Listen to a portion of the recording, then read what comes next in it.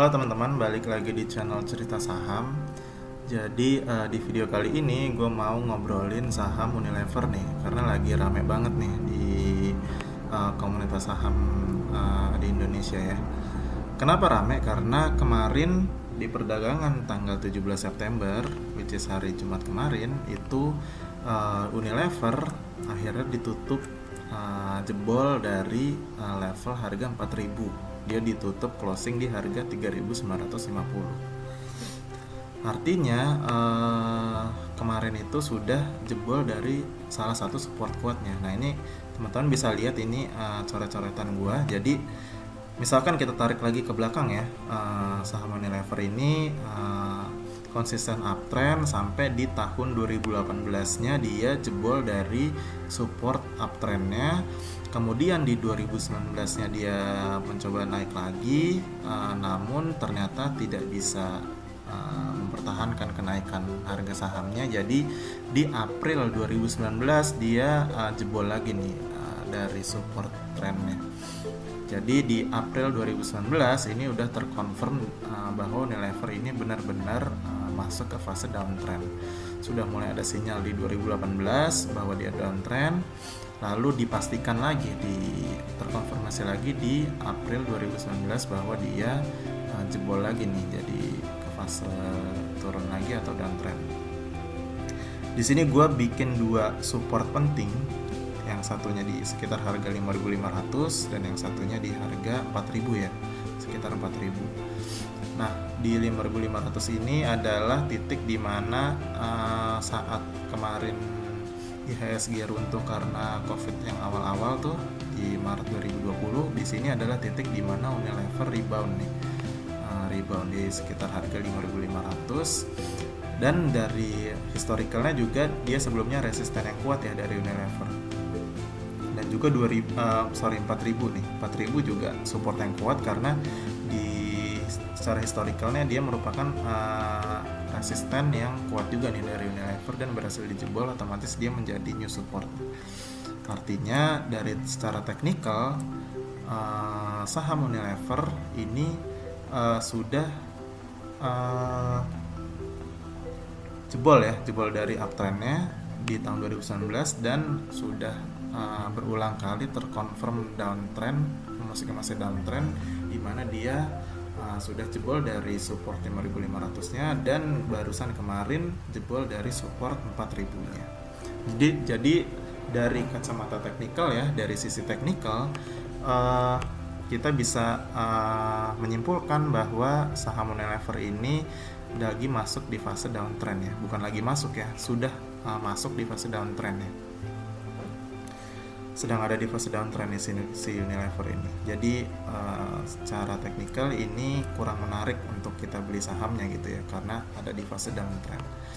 Nah kalau ini dari sisi teknikal ya, gue bahas dari sisi teknikal bahwa saham Unilever ini tidak menarik nih secara teknikal ya. Gue mau lihat dari sisi lainnya, yaitu dari sisi money flow-nya atau dari bandarmologinya. Seperti yang kita tahu, Unilever itu market maker atau bandarnya itu asing. Nah ini gue dapat data dari Stockbit dan juga dari RTI. Di sini chartnya daily ya, yang Stockbit bisa kita lihat asing ini konsisten melakukan penjualan. Dia sekali pernah membeli dengan volume yang cukup besar, tapi di hari-hari berikutnya itu konsisten dia berjualan terus gitu ya. Dan juga dari bandar volumenya bisa kita lihat bahwa bandarnya di sini ngelepas barang atau distribusi. Dan hal ini terkonfirmasi dari data RTI. Ini gue pakai time frame 3 bulanan, di mana seperti yang teman-teman bisa lihat top net sell-nya itu volumenya 140,4, dan top net buy-nya itu volumenya hanya sekitar, yang topnya ya hanya sekitar 39-an.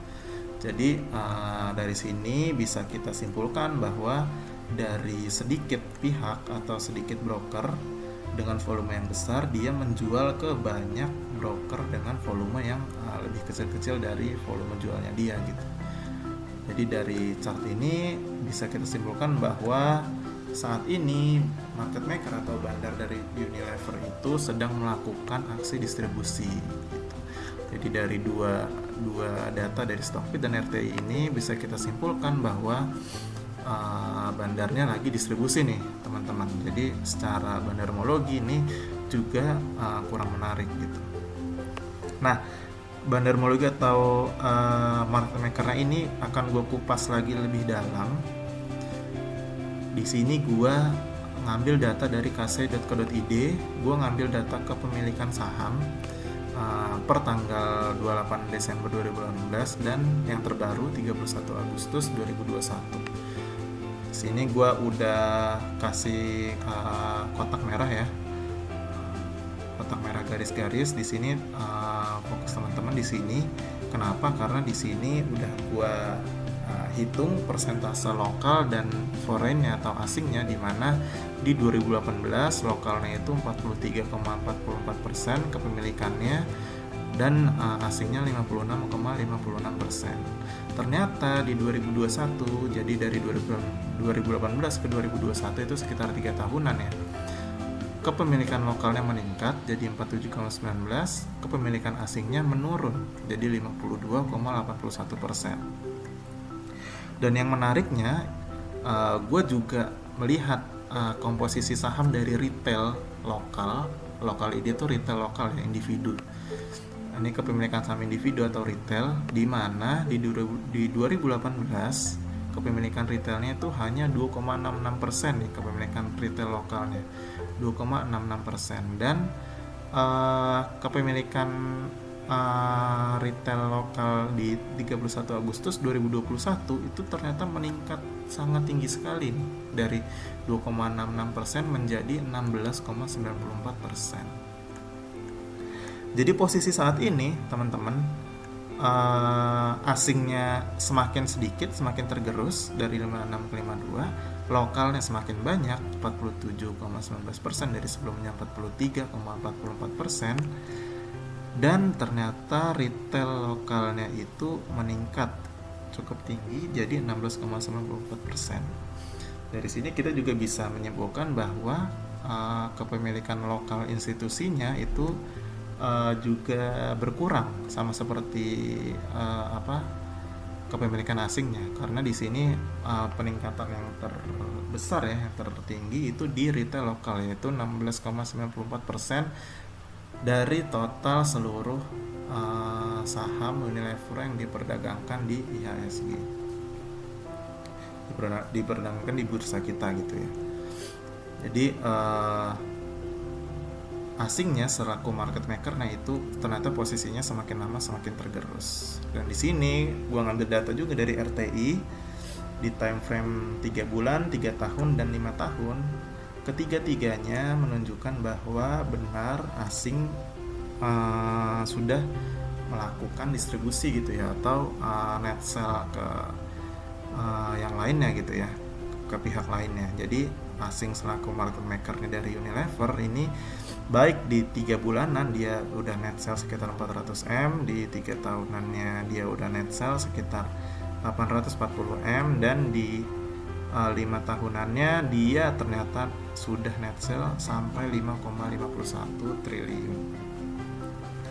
Jadi 5 tahun tuh kalau sekarang 2021 berarti sekitar 2016-2017 lah ya, 5 tahun sebelumnya itu. Dan ternyata asing itu sudah mulai berjualan nih,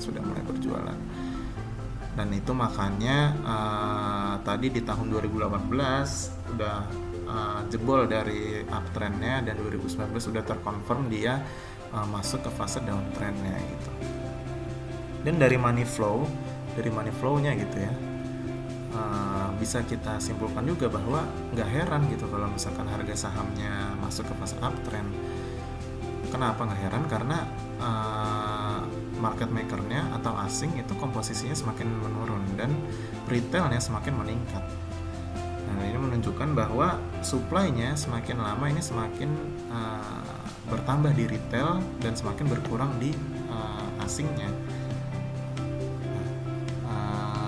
Melihat hal ini tentu semakin sulit bagi market makernya atau asingnya untuk menjaga harganya agar stabil atau membuatnya uptrend gitu, karena secara supply-nya itu semakin lama semakin berkurang di pihak mereka atau di pihak asingnya. Jadi dari bendermologi atau melihat posisi market makernya yang posisinya semakin lama semakin berkurang, itu suatu indikasi yang juga tidak baik nih terhadap harga saham Unilever. Semakin banyak dimiliki oleh retail, itu harganya akan semakin gak kemana-mana gitu loh dari saham Unilever itu sendiri gitu. Dan semua data baik dari RTI maupun KASE itu menunjukkan hal yang sama gitu ya, bahwa ada distribusi dari market maker atau dari bandarnya gitu, sehingga kondisi saham Unilever ini wajar kalau misalkan masuk ke fase downtrendnya. Nah, sebenarnya apa sih yang terjadi dengan Unilever di kurun waktu 2018 ini ya, di tahun 2018 sampai 2021 ini nih? Kenapa kepemilikan saham asingnya berkurang? Gua mencoba menjawab pertanyaan itu dari sudut pandang yang beda lagi, biar lebih kompleks lagi ya kita melihatnya. Gue lihat dari sisi fundamental dari Unilever itu. Di sini gue ngambil data dari Stockbit, gue ngambil data dari profit dan juga kondisi dari balance sheet-nya. Dari revenue, kalau misalkan kita lihat ini masih bertumbuh meskipun pertumbuhannya udah sangat kecil sekali dari 2017 sampai 2020. Namun net income-nya itu ternyata sudah tidak bertumbuh lagi dari tahun 2018 ke 2019 nya. Di 2018 dia 9 triliun, di 2019-nya dia laba bersihnya itu jadi 7,39 triliun. Di 2020-nya turun lagi. Dari growth-nya, kalau misalnya kita lihat ini satu-satunya yang positif itu revenue annual-nya. Seperti yang tadi udah gue bahas, di sini masih meningkat meskipun sedikit. Tapi yang lainnya secara growth itu udah negatif. Artinya kita bisa simpulkan bahwa Unilever ini pertumbuhan dari labanya itu sudah negatif semua gitu. EPS-nya udah negatif, net income-nya udah negatif. Secara revenue-nya pun kita bisa lihat nih nanti tahun 2021 apakah dia mulai masuk negatif juga atau enggak gitu. Lihat dari asetnya masih meningkat sampai 2019, lalu di 2020 ini mulai mandek dari 20,65 T menjadi 20,53 T. Secara liabilities-nya di 2018-nya berkurang, di 2019-nya dia meningkat sangat tinggi ya, sangat besar gitu liabilities-nya, dan di 2020-nya juga meningkat sedikit gitu. Artinya kalau misalkan kita lihat nih ya, waktu-waktu kritisnya nih, secara teknikal kan tadi mulai masuk fase downtrend tuh di 2018-2019 gitu ya. Di 2018-2019 ini ada peningkatan aset yang cukup tinggi, namun dibarengi dengan peningkatan liabilitasnya yang tinggi juga. Dan dari data ini pun ternyata laba bersih atau net income-nya tidak diikuti dengan pertumbuhan juga gitu. Malah net income-nya makin kecil gitu. Pertumbuhannya negatif. Artinya pertumbuhan aset dan pertumbuhan dari liabilities-nya itu ternyata nggak produktif gitu ya. Kenapa gue bilang nggak produktif? Karena net income-nya malah turun jadi 7,39 triliun gitu ya. Jadi dari growth-nya company ini sendiri, menurut gue pribadi ini udah mandek gitu ya, udah tidak bertumbuh lagi gitu. Jadi kalau misalkan gue disuruh pilih mau nggak megang saham Unilever untuk bertahun-tahun ke depan, udah pasti gue nggak mau, karena yang gue perhatikan pertama kali saat memegang saham bertahun-tahun ke depan itu adalah pertumbuhan dari net income-nya gitu loh. Ini kedepannya perusahaan ini pendapatannya masih akan tumbuh atau enggak gitu. Jadi secara pertumbuhan perusahaannya pun udah gue melihat ini perusahaannya itu udah mature ya, udah mature banget nih. Pertumbuhannya ini udah mentok lah kalau misalnya gue bisa bilang, sehingga net income jadi negatif. pertumbuhannya ya, pertumbuhan net income-nya jadi negatif. Secara company masih menghasilkan untung, cuman secara pertumbuhan keuntungannya udah negatif gitu. Jadi untuk dipertahankan untuk bertahun-tahun ke depan, apabila tidak ada perubahan, apabila tidak ada corporate action tertentu, apabila tidak ada inovasi tertentu, tentu akan sulit dari Unilever untuk membalikkan keadaan gitu, menjadikan pertumbuhan net income-nya positif lagi gitu ya, bertumbuh lagi gitu. Nah, tingkat mature-nya perusahaan Unilever ini terlihat dari pembagian dividennya. Nah, gue mau ngasih lihat berita ini. Unilever tebar dividen 7,13 triliun, rasio pembayaran nyaris 100%. Ini beritanya 28 Mei 2021, dia ngebagiin laba yang untuk tahun 2020 ya, tahun buku 2020. Dia pembayarannya nyaris 100%. Ini 100% dari apa? Maksudnya 100% dari laba bersihnya. Jadi kalau misalkan kita bisa lihat,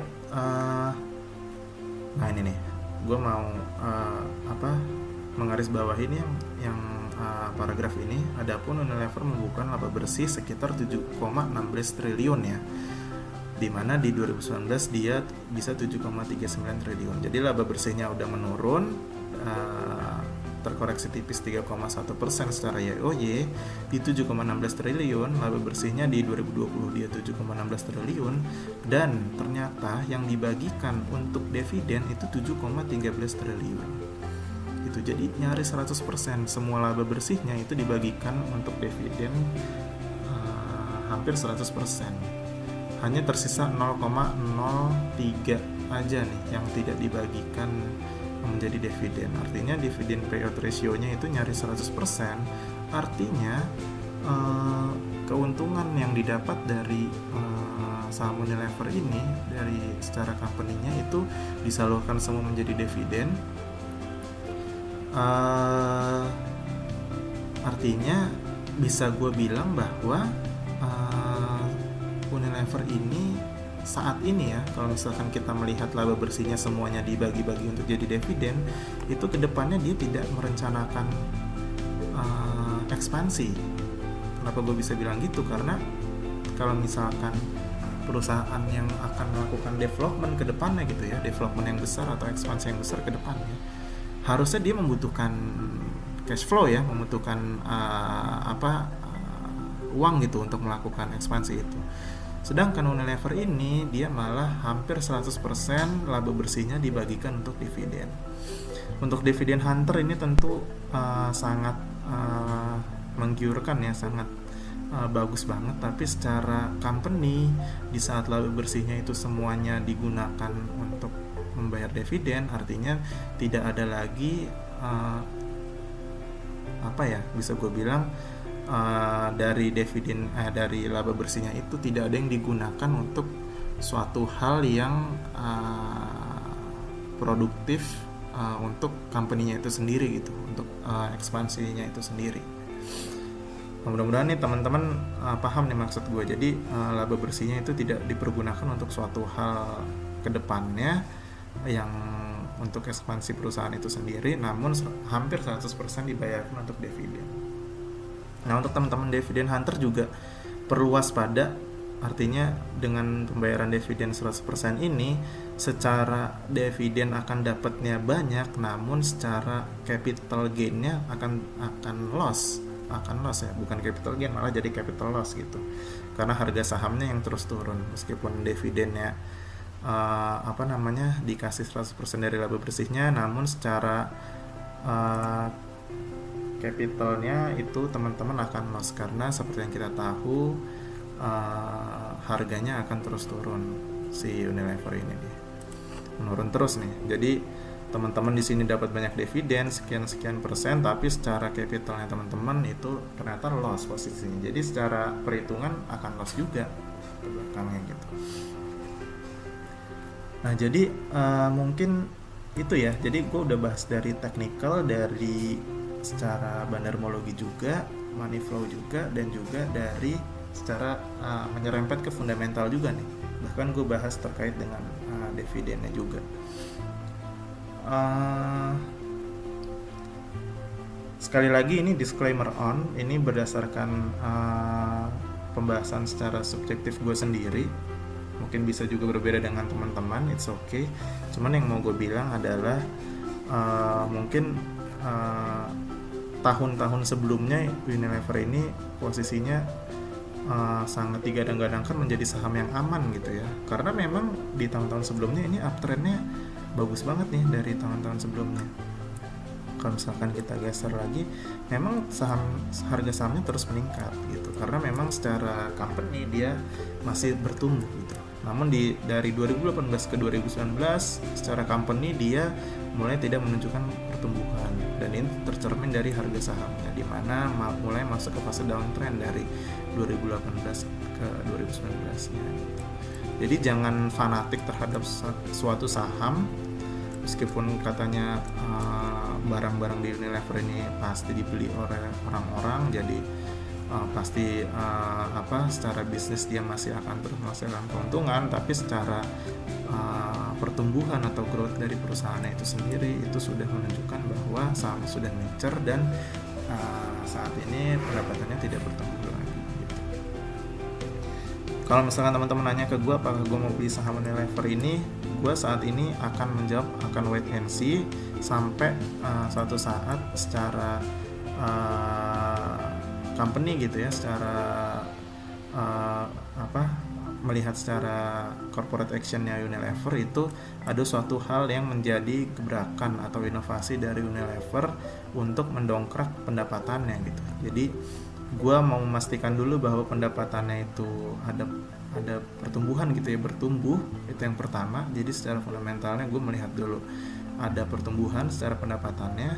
Lalu yang kedua, tentu untuk pendapatan bertumbuh itu perlu suatu inovasi ya, atau corporate action dari saham Unilever itu sendiri. Jadi gue menunggu dua hal itu, baru dari setelah itu gue melihat dari technical dan bandarmologinya ya. Untuk timing gue entry-nya itu tentu gue melihat technical dan bandarmologinya. Mungkin kalau dari gue bahas saham Unilever itu teman-teman, semoga berguna untuk teman-teman semua. Thank you semua.